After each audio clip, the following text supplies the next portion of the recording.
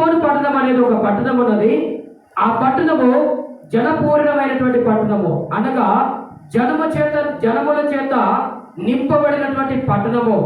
ఉదాహరణకు మనం చూసినట్లయితే హైదరాబాద్ ప్రాంతాన్ని మనం చూసినట్లయితే జనము విస్తారముగా ఉన్నటువంటి పట్టణముగా మనము పరిగణిస్తాం. అదే విధముగా కరీంనగర్ కానీ వరంగల్ కానీ అలాగ చూసుకుంటూ పోతే జనము చేత విస్తారముగా నింపబడినటువంటి పట్టణాలు అవి. అదేవిధంగా ఆంధ్రప్రదేశ్ చూసుకున్నట్లయితే విజయవాడ, వైజాగ్ ఇవి కూడా ఏమిటంటే జనము చేత విస్తారముగా ఉన్నటువంటి పట్టణాలు. ఇక్కడ మనకు లేఖనములు ఏమని చెప్తున్నాడంటే హెష్బోను అనేటటువంటి పట్టణము జనపూరితమైన పట్టణము, అంటే జనము చేత నింపబడినటువంటి పట్టణము. ఆ పట్టణాన్ని గురించి ఈరోజు దేవుడు మనతో మాట్లాడబోతున్నాడు.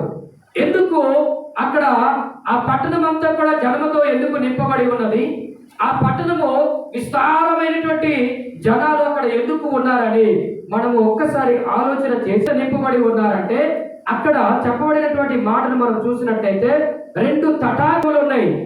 ఆ యొక్క హెష్బోను పట్టణము జనములతో నింపబడటానికి, జనముల చేత విస్తరించబడి ఉండటానికి కారణం ఏంటంటే అక్కడ 2 తటాకములు ఉన్నాయి. తటాకము అనగా చెరువులు అనే అర్థము తెలియపరుస్తున్నారు. అయితే ఆ యొక్క జనముల చేత నింపబడిన పట్టణాలు చాలా ఉన్నాయి. కానీ మరి పరిశుద్ధ గ్రంథంలోని హెష్బోను పట్టణము గురించి ఎందుకు రాయబడింది, ఆ హెష్బోను పట్టణము గురించే మనకు దేవుడు ఎందుకు తెలియపరుస్తున్నారని మనము ప్రశ్నించుకోవాలి, మనము పరిశోధన చేసుకోవాలి. ఎందుకంటే ఏవైతే ఉన్నాయో ఆ 2 చెరువులు నిత్యము కూడా నీటి చేత నింపబడి ఉంటాయి. ఆ చుట్టుపక్కల ప్రాంతంలో చెరువులన్నీ ఎండిపోయినా కానీ ఆ ప్రాంతంలో ఉన్నటువంటి ఆ 2 చెరువులు ఏవైతే ఉన్నాయో ఆ 2 చెరువులు ఎప్పుడు కూడా ఎండిపోకోకుండా నీటి బుగ్గ ఉపికినట్టుగా ఆ చెరువులో నీరు ఉబుకుతూ ఉంటాయి అన్నమాట. కాబట్టి ఆ ప్రాంతంలోనికి ప్రజలందరూ కూడా ఏం చేస్తారంటే ఆ ప్రాంతంలోనికి వెళ్తారు. ఆ పట్టణానికి ఎవరైతే వెళ్తారో మరలా తిరిగి రారిక.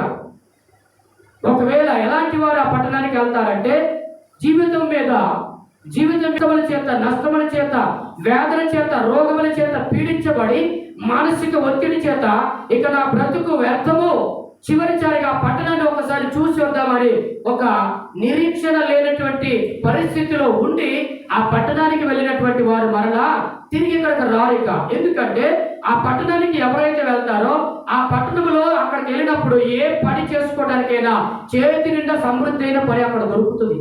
అక్కడ కరువు అనేది ఉండదు. అక్కడ నువ్వు ఒకవేళ ఆ పట్టణానికి వెళ్ళి వ్యవసాయం చేయాలని ఆ పట్టణానికి ఒకవేళ వెళితే సమృద్ధి పడుతుంది అక్కడ. కాబట్టి అక్కడికి వెళ్ళినటువంటి ప్రజలు ఎవరు కూడా మరలా తిరిగి రారు. ఒకవేళ తిరిగి వచ్చారంటే సంతోషముతో, ఆనందముతో మాత్రమే తిరిగి వస్తారు. కాబట్టి దేవుని బిడ్డలారా, ఆ పట్టణాన్ని గురించి దేవుడు ఈరోజు మనతో తెలియపరుస్తూ ఉన్నారు. ఆ పట్టణంలో ప్రజలందరూ కూడా సంతోషము చేత, సమాధానము చేత, నెమ్మది చేత, ఐక్యత కలిగి, ప్రేమ కలిగి జీవిస్తూ ఉంటారు. ఎందుకంటే వారికి సమృద్ధి అయినటువంటి ధనము అక్కడ విస్తారముగా ఉంటుందని. కళ్ళను కూడా దేవుడు ఆశీర్వదించినాడు, మన కళ్ళను కూడా దేవుడు దీవించినాడు. మన కళ్ళల్లో నుండి నీటి బుగ్గలు ఉబిగినట్టుగా మన కన్నీరు కాచుకుంటూ మన కోసము, ఇతరుల కోసము మనము ప్రార్థన చేస్తున్నప్పుడు మన కన్నీరంట ఆ ప్రార్థనకు జవాబు తీసుకొస్తుందట. మన కన్నీరంట ఆ యొక్క ప్రజలకు ఉన్నటువంటి ఆ సమస్యల నుండి, ఇబ్బందుల నుండి వారిని విడుదల కలిగిస్తుందట. ఏదైతే ఆ హెష్బోను పట్టణములకు వెళ్ళినటువంటి వ్యక్తులు జీవితం మీద ఆశ లేకోకుండా ఇక చివరి క్షణము నా బ్రతుకు అయిపోయింది, ఆ హెష్బోను పట్టణానికి వెళ్ళి ఒకసారి తిరిగి వస్తానని ఎలాగైతే నిరీక్షణ లేకోకుండా ఆ పట్టణానికి వెళ్తున్నారో అదే విధముగా నీ కన్నీటి కోసము ఈ లోకంలో ఉన్నటువంటి ప్రజలు, నువ్వు జీవిస్తున్నటువంటి ప్రాంతంలో ప్రజలందరూ కూడా నీ కన్నీటి కోసం ఎదురు చూడాలని, నువ్వు కన్నీరు కారుస్తున్నప్పుడు వారికి విడుదల కలిగిస్తాడని దేవుడు మొదటిగా మనకు ఆటలను దేవుడు మనకి ఇచ్చినాడు. కాబట్టి మనము ఆ కన్నీటితోటి ప్రార్థన చేస్తున్నామా లేదా అని ఈరోజు దేవుడు నీతో నాతో మనల్ని ప్రశ్నిస్తూ ఉన్నారు. దేవుడికి మహిమ కలుగును గాక. హల్లెలూయా. దేవుడి బిడ్డలారా, దేవుడు ఒక మాటను మనకు తెలియపరుస్తున్నాడంటే, ఒక ప్రాంతాన్ని మనకు పరిచయం చేస్తున్నాడంటే దాని ద్వారా మనకు ఏదో ఉపయోగం ఉంటుంది. ఏదో ఒక మేలు జరగడానికి ఒక ప్రాంతాన్ని తీసుకొచ్చి చెప్పినప్పుడు ఆ ప్రాంతము ఎస్పోను పట్టణం అనేటటువంటి ప్రాంతం ఎలాగైతే ఉందో నీవు జీవిస్తున్నటువంటి ప్రాంతము కూడా అలాగా మార్చబడాలి. అలాగా ప్రాంతంలో నీవు కూడా ఒక వ్యక్తిగా మార్చబడాలని దేవుడు ఆశపడి ఈ మాటలను మనకు తేటగా తెలియపరుస్తున్నాడు. దేవుడికి మహిమ కలుగునుగాక. హల్లెలూయా. కాబట్టి దేవుని బిడ్డలారా, దీనిని బట్టి దేవుడు మనకి ఏమని చెప్తున్నాడంటే, సంఘం అనేటటువంటి కళ్ళు ఎలాగున్నాయని చెప్తున్నాడంటే, ఎస్పోను పట్టణంలో ఉన్నటువంటి 2 తటాకములతో సమానముగా ఉన్నాయని దేవాది దేవుడు సంఘాన్ని వర్ణిస్తూ ఉన్నాడు. నీ కళ్ళను వర్ణిస్తూ ఉన్నాడు. అలాగ నీ కళ్ళను వర్ణిస్తున్నటువంటి దేవుడు, అంత ఆధిక్యత కలిగినటువంటి ఆ 2 కళ్ళు నీకు ఇచ్చినటువంటి దేవుడు ఆ కళ్ళను చూసి ప్రతిరోజు కూడా ఎస్పోను పట్టణాన్ని జ్ఞాపకం చేసుకుంటున్నాడు. నీ కళ్ళను చూసి, నా కళ్ళను చూసి ఎస్పోను పట్టణంలో ఉన్నటువంటి ఆ 2 జ్ఞాపకం చేసుకుంటూ ఉన్నాడని ఈరోజు నా దేవుడు నీతో నాతో తేటగా తెలియపరుస్తున్నాడు. దేవుడికి మహిమ కలుగునుగాక. కాబట్టి దేవుని బిడ్డలారా, ఈరోజు మనం ఏం చేయాలంటే, మనకి ఇవ్వబడినటువంటి ఈ 2 కళ్ళ చేత మనము కన్నీటి ప్రార్థన ప్రతి నిత్యము మనము చేయాలని ఈరోజు దేవుడు నీతో నాతో తేటగా తెలియపరుస్తున్నాడు. దేవుడికి మహిమ కలుగునుగాక. హల్లెలూయా. దేవుని బిడ్డలారా, కన్నీటి ప్రార్థన అనేది చాలా ప్రాముఖ్యమైనది. నీవు అరుపులతో చేసినటువంటి ప్రార్థన కానీ, నీటితో చేసినటువంటి ప్రార్థన, మూలుగులతో చేసినటువంటి ప్రార్థన, అది చాలా చాలా ప్రధానమైనటువంటి పాత్ర పోషిస్తుందని ఈరోజు నా దేవుడు నీతో నాతో తేటగా తెలియపరుస్తున్నారు. దేవుడికి మహిమ కలుగునుగాక. దేవుడు మనకి ఇవ్వబడినటువంటి ఈ యొక్క 2 కళ్ళు చాలా అమూల్యమైనటువంటి కళ్ళు. కానీ ఈ కళ్ళ చేత మనం ఏం చేయాలంటే, మన పట్టణాన్ని రక్షించాలని, మన పట్టణంలో ప్రజలందరూ పాపమైనటువంటి వారిని, మన పట్టణంలో ఉన్నటువంటి ప్రజలు శాపములో ఉన్నటువంటి వారిని, మన పట్టణంలో ఉన్నటువంటి ప్రజలు తాగుడికి బానిసైనటువంటి ప్రజలను, మన పట్టణంలో ఉన్నటువంటి ప్రజలు వ్యభిచారానికి బానిసైనటువంటి ప్రజలు, మన పట్టణంలో ఉన్నటువంటి ప్రజలు డ్రగ్స్ కు అడిక్ట్ అయినటువంటి ప్రజలు ఎవరైతే ఉన్నారో, లోకమైనటువంటి ఆశలో పడిపోయి తిరుగుతున్నటువంటి ప్రజలు ఎవరైతే ఉన్నారో వారిని అందరినీ విడుదల కలిగించడానికి కన్నీటి ప్రార్థన అనేది నీ ద్వారా దేవుడు ఆశపడుతూ ఉన్నాడు. ఈరోజు నీ కన్నీటి ప్రార్థన ద్వారా ఒక తాగుబోతు మార్చబడతాడు. నీ కన్నీటి ప్రార్థన ద్వారా ఒక వ్యభిచారి మార్చబడుతుంది. నీ కన్నీటి ప్రార్థన ద్వారా ఒక వ్యభిచారం చేసే వ్యక్తి మార్చబడతాడు. నీ కన్నీటి ప్రార్థన ద్వారా ఒక దొంగ మార్చబడతాడు. నీ కన్నీటి ప్రార్థన ద్వారా లోక సంబంధమైనటువంటి ఆశలో పడిపోయినటువంటి వ్యక్తులు మార్చబడతాడని ఈరోజు నా దేవుడు నీతో నాతో మనందరితో తేటగా తెలియపరుస్తున్నాడు. దేవుడికి మహిమ కలుగునుగాక. కాబట్టి దేవుని బిడ్డలారా, ఈ రోజు నుండి మనము కన్నీటితోటి మనము ఆత్మల పంట కోసము కన్నీటిని మనము విత్తాలి. ఆత్మల పంట కోసుకోవడానికి మనము మన కన్నీరుని విత్తాలని ఈరోజు నా దేవుడు నీతో నాతో మనందరికీ తెలియపరచడానికి ఈ యొక్క ఎస్పోను పట్టణము గురించి, ఆ ఎస్పోను పట్టణంలో ఉన్నటువంటి ఆ 2 చెరువుల గురించి మనకు దేవాది దేవుడు ఈరోజు జ్ఞాపకం చేసుకుంటూ మనకు తేటగా ఈ మాటలను తెలియపరుస్తున్నాడు. దేవుడికి మహిమ కలుగునుగాక. హల్లెలూయా. ఆ 2 చెరువులకు ఎలాగైతే నీటి బుగ్గలు ఉబికినట్టుగా దేవుడు ఆ యొక్క సముద్రాలను ఆశీర్వదించినట్టుగా మన కళ్ళను కూడా దేవుడు ఆశీర్వదించినాడు. మన కళ్ళను కూడా దేవుడు దీవించినాడు.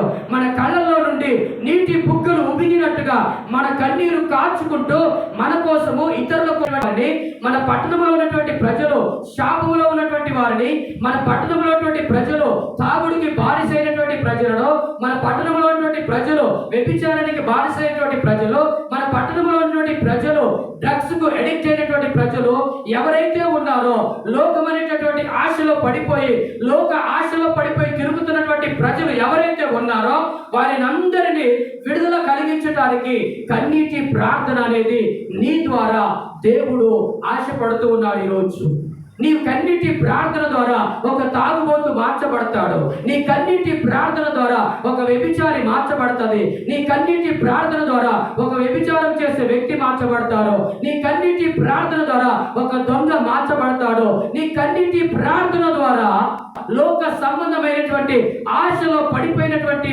వ్యక్తులు మార్చబడతాడని ఈరోజు నా దేవుడు నీతో నాతో మనందరితో తేటగా తెలియపరుస్తున్నాడు. దేవుడికి మహిమ కలుగును గాక.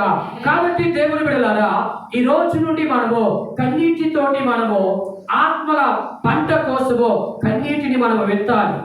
ఆత్మల పంట కోసుకోవడానికి మనము మన కన్నీరుని విత్తాలని ఈరోజు నా దేవుడు నీతో నాతో మనందరికీ తెలియపరచడానికి ఈ యొక్క ఎస్పోను పట్టణము గురించి, ఆ ఎస్పోను పట్టణంలో ఉన్నటువంటి ఆ 2 చెరువుల గురించి మనకు దేవాది దేవుడు ఈరోజు జ్ఞాపకం చేసుకుంటూ మనకు తేటగా ఈ మాటలను తెలియపరుస్తున్నాడు.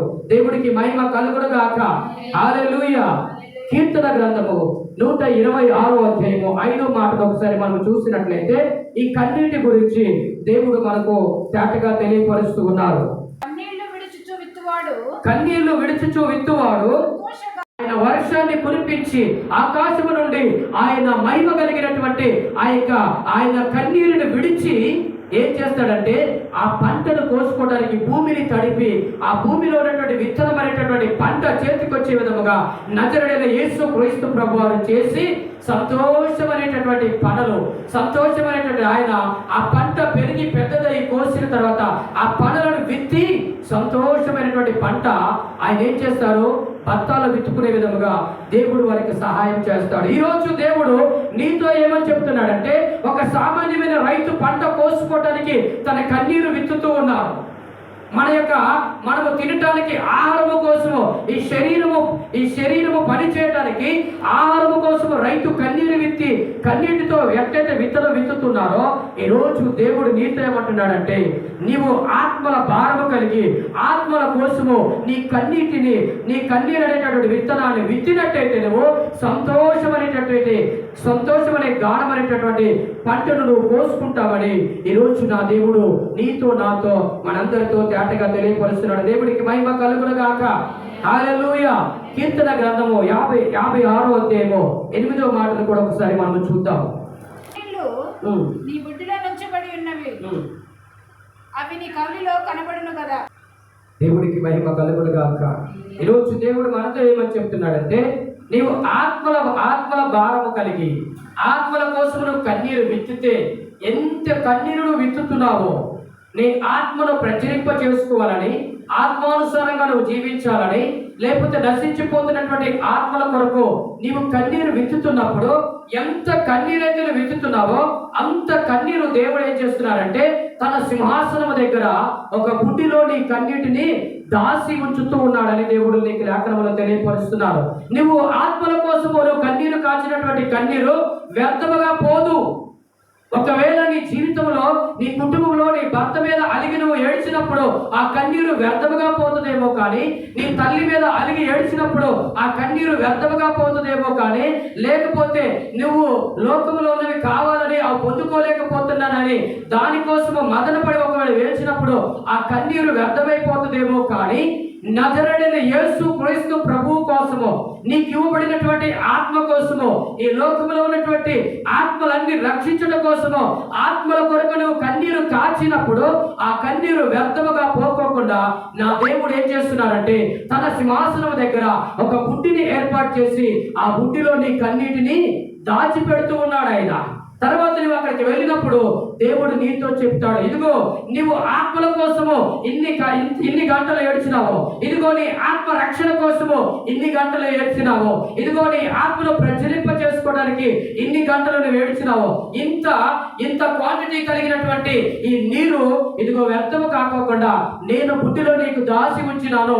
ఇది నీకు ఆశీర్వాదకరముగా, ఇది నీకు దీవెనకరంగా, ఇది నీకు ఆనందమయముగా ఉండే విధముగా నేను నీకు దాచి పెట్టినానని దేవుడు మనల్ని పిలిచి ఆ నీటిని మనకు చూపిస్తాడు. దేవుడికి మహిమ కలుగును గాక. ఎంత గొప్ప దేవుడు అండి మన దేవుడు, ఎంత గొప్ప దేవుడు. ఒకసారి ఆలోచించండి. మనలో పెట్టినటువంటి ఆత్మ, ఈ ఆత్మను రక్షించుకోవడానికి, ఈ ఆత్మను స్థిరపరచుకోవడానికి, ఈ ఆత్మను దేవుడికి అప్పచెప్పడానికి మనము కాచినటువంటి కన్నీరు ఏం చేస్తున్నాడు దేవుడు బుద్ధిలో దాచిపెడుతూ ఉన్నారు. దానికి ప్రతిఫలాన్ని ఇస్తున్నాడని ఈరోజు దేవుడు నీతో నాతో తేటగా తెలియపరుస్తున్నాడు. దేవుడికి మహిమ కలుగును గాక. కాబట్టి దేవుని బిడ్డలారా, ఈ రోజు నుండి మనం అందరము కూడా ఏ ప్రాంతంలో నువ్వు నివసిస్తున్నా కానీ కన్నీటి ప్రార్థన చేత నీ ప్రాంతంలో ప్రజలందరి కొరకు ప్రార్థన చేయాలి. నీ కుటుంబం కొరకు ప్రార్థన చేయాలి. రక్షణ లేని వారి కొరకు ప్రార్థన చేయాలి. మారు మనసు లేని వారి కొరకు ప్రార్థన చేయాలి. దేవుడంటే వ్యతిరేకంగా జీవించే వారి కొరకు ప్రార్థన చేయాలి. దేవుడంటే అసహించుకునేటటువంటి వారి కొరకు కన్నీటితో ప్రార్థన చేసి వారిని అందరినీ మనం ఏం చేయాలి? దేవుడి యొక్క పాదాల దగ్గరికి తీసుకుని వెళ్ళే విధముగా మనమందరము మార్చబడాలని ఈరోజు నా దేవుడు నీతో నాతో మనందరితో తేటగా తెలియపరుస్తున్నాడు. దేవుడికి మహిమ కలుగునుగాక. హల్లెలూయా, హల్లెలూయా, హల్లెలూయా. దేవుడి బిడ్డలారా, పరిశుద్ధ గ్రంథంలో మనం చూసినట్లయితే హిజ్కియా అనేటటువంటి ఒక రాజు ఉన్నాడు. హిజ్కియా అనేటటువంటి ఒక రాజు ఉన్నాడు. ఆ రాజు దగ్గరికి ఒక దైవ సేవకుడు వెళ్ళి చెప్తున్నాడు. ఏమని చెప్తున్నాడంటే, ఇదిగో భూమి మీద నీ టైం అయిపోయింది. భూమి మీద నీ టైం అయిపోయింది. నీవేమైనా నీ పిల్లలకి ఏమైనా ఇవ్వాలనుకున్నా కానీ, ఏదైనా నీ పిల్లలకి ఏమైనా చెప్పాలనుకుంటే నువ్వు చెప్పుకో. ఎందుకంటే దేవుడు చెప్పమని చెప్పినాడు, నేను వచ్చి నీతో చెప్తున్నానని ఒక దైవ సేవకుడు వచ్చి హిజ్కియా రాజుతో సమాచారాన్ని అందించినాడు. వెంటనే సమాచారం అందించిన వెంటనే ఆ హిజ్కియా రాజు ఏం చేస్తున్నాడంటే గోడ తట్టు తిరుగుతూ ఉన్నాడు. అంటే మందిరములోనికి వెళ్ళి ఆ మందిరములోని గోడ తట్టు తిరిగి ఆయన ఏం చేస్తున్నాడంటే కన్నీటిని కారుస్తూ ఏమని ప్రార్థన చేస్తున్నాడంటే, అయ్యా ఒకప్పుడు పాత జీవితాన్ని నన్ను జ్ఞాపకం చేసుకో, నా గత జీవితాన్ని జ్ఞాపకం చేసుకో. నా గత జీవితంలో నీ కొరకు నేను ఎన్ని కన్నీరు కాల్చినానో, నీ కొరకు నేను ఎలాగ జీవించినానో, నీ కొరకు నా ఆత్మను ఎలాగ రక్షించుకున్నానో, నీ కొరకు నేను అనేకులను నీ వైపు ఎలాగ తిప్పినానో ఒక్కసారి గతాన్ని జ్ఞాపకం చేసుకో ప్రభు అని కన్నీరు కారుస్తూ ఏడుస్తూ ఉన్నారు. ఆయన కన్నీరు కారుస్తూ ఏడుస్తున్నటువంటి ఆ కన్నీరును దేవుడు చూసి మరలా దైవ సేవకుడితో చెప్పి ఏం చెప్తున్నాడంటే, తిరిగి మరలా ఆ యొక్క హిజ్కియా ఇంటికి వెళ్ళని చెప్తున్నాడు. ఇంటికి వెళ్ళి ఆయనకు నేను ఇప్పుడే తీసుకెళ్ళను, ఆయనకి నేను ఆయుష్ పొడిగిస్తానని చెప్పు అని మరలా దైవ సేవకుడు అక్కడ పంపిస్తున్నాడు. మరలా దైవ సేవకుడు వెళ్ళి హిజ్కియాతో చెప్తున్నాడు, హిజ్కియా నీవు ఇప్పుడే నేను దేవుడు తీసుకుపోవడం చెప్తున్నాడు. నీ కన్నీటిని చూసినాడు ఆయన. నువ్వు చేస్తున్న ప్రార్థన, కన్నీటి ప్రార్థన చూసినాడు. నువ్వు కారుస్తున్నటువంటి ఆ కన్నీరు ఆయన సన్నిధిలోని ఆయన సింహాసనం దగ్గర నీ కోసం దాయబడినటువంటి ఆ బుడ్డిలోని కన్నీరు పడుట దేవుడు చూసినాడు ఆయన. కాబట్టి నీ కన్నీటిని చూసి, నీ మీద కనికరం చూసి, నీ గతములోని నీవు దేవుడి కొరకు చేసిన ప్రార్థన, దేవుడి కొరకు నువ్వు బ్రతికినటువంటి నీ బ్రతుకు, దేవుడి కొరకు నీ ప్రజలను నడిపించిన విధానాన్ని చూసి నీకు దేవుడు చెప్పమన్నాడని ఆ సేవకుడితో చెప్పినాడు. దేవుడికి మహిమ కలుగును గాక. ఈరోజు దేవుడు నీతో నాతో ఏమని చెప్తున్నాడంటే, హిజ్కియా దగ్గరికి సేవకుడిని పంపించి హిజ్కియా మరణకరమైనటువంటి వ్యాధి వచ్చినప్పుడు నువ్వు చనిపోతావని దేవుడు చెప్పి సేవకుడితో చెప్పి మరలా ఆయన ఏడుస్తున్నప్పుడు, ఆయన కన్నీటి ప్రార్థన చేస్తున్నప్పుడు, అయ్యా నేను చేసినటువంటి కన్నీటి ప్రార్థన జ్ఞాపకం చేసుకో.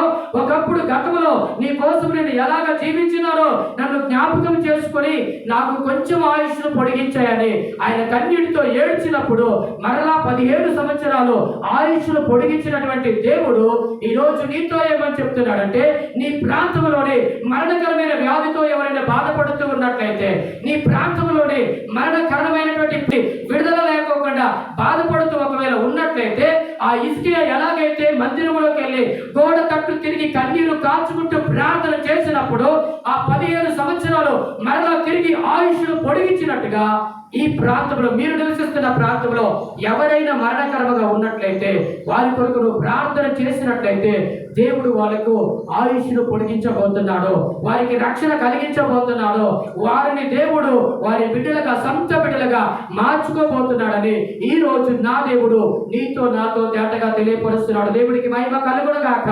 అలాగా నీవు నేను మనం అందరం ఉండాలని దేవుడు ఈ రోజు ఈ మాటలను మనకు జ్ఞాపకం చేస్తూ ఉన్నాడు. అలాగా జీవించాలని, అలాంటి అనుభవంలో మనం ఉండాలని దేవాది దేవుడు నీతో నాతో మనందరితో తేటగా తెలియపరుస్తున్నాడు. దేవుడికి మహిమ కలుగును గాక. హల్లెలూయా, హల్లెలూయా.